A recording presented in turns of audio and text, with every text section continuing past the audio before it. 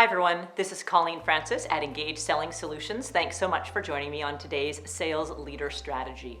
Just this morning, before I came into the studio to video these tips for you, I was talking with an exceptional sales leader that I work with. He's the Chief Revenue Officer for his company.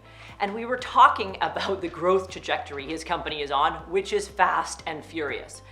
And we chatted about how that was going, and he said one of the challenges that they're having is they now need to restructure the organization to bring in more management. They're management lean. I said, well, why do you say that? He said, because we're bumping up against that magic number of sales reps to managers, around 8 to 10, and in some cases, we have gone over that. And I said to him that it was exceptionally smart to be thinking about this right now, because when sales managers get beyond that 8 to 10 in the field and start bumping up against 12 or more, their effectiveness as a sales manager starts to wane.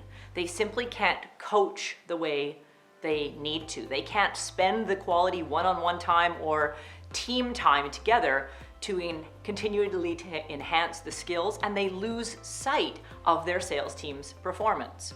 As a result of that lack of one-on-one time, salespeople tend to leave. The best salespeople leave because they're not getting the attention they need, and especially if their performance is starting to drop, well, then that's a perfect storm of defections. And so what happens is your growth starts to stall. So you have to pay attention to this magic number. For most organizations, that magic number in a field sales team where your team is traveling is around 8 to 10. You can get to about 12 depending on the size of the territory, the amount of travel that has to be done, and the experience level of the team. On an inside sales perspective, the way you're structured, you might be able to have more, but I've never seen a highly functioning inside sales manager with more than 14 people on the team. And that's in an environment where all 14 are in the same office, working side by side, and there's a lot of team camaraderie and teamwork going on. So when you pay attention to these metrics, you might need to start planning for 1 to 2 years out.